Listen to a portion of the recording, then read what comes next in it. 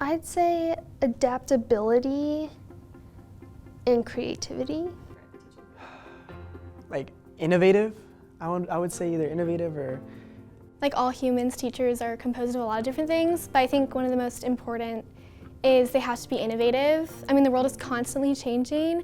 Patience is the number one because you have to be patient with yourself whenever you make mistakes in the classroom.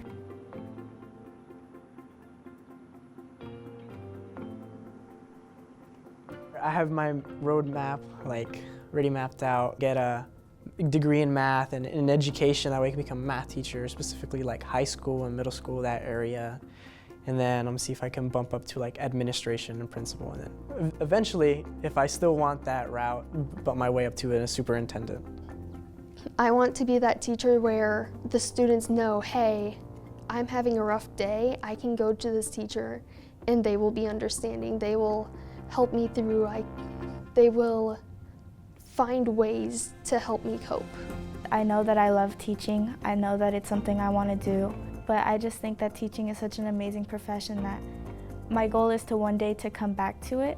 I was helping out in the office aide in the morning, and the principal there, 2 students were struggling at home, and they may not have eaten breakfast, and I overheard her take take the time out of her day and be like, no, it's okay, we'll go to the cafeteria, I'll walk you there. It was that empathy that she had for them.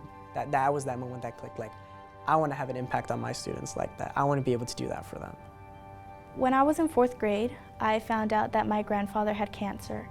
My teacher, Mrs. Salinas, she was just the kindest lady ever.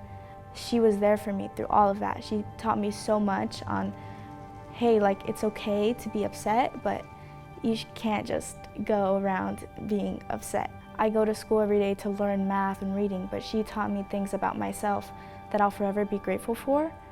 Because of her, she was really what inspired me to become an educator.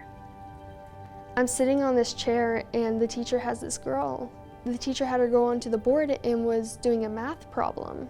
But I knew she was getting the wrong answer. I didn't raise my hand or anything. I just kind of stood up, walked over to her, stood there explaining to her how to do it and how to get the right answer. And after class, the teacher pulled me aside and was like, you did amazing. You helped her a lot. You're like a mini teacher. We're getting bombarded with this idea of education being negative and there's not enough pay, which is true, and there's maybe not the best working conditions sometimes, and you hear a lot of the negative stories. It can get a lot for teachers. That's probably the scariest part. I don't want to have something that I love so much just be ruined for me. I just fear that one day that'll turn to me and I won't be able to appreciate the role I have as an educator, and I won't be able to give my students the best teacher they deserve.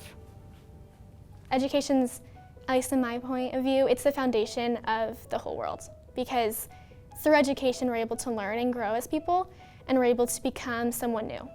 Teachers are needed as much as a surgeon or as much as a lawyer or as much as anything else is. It's just whether or not we decide to recognize that or not.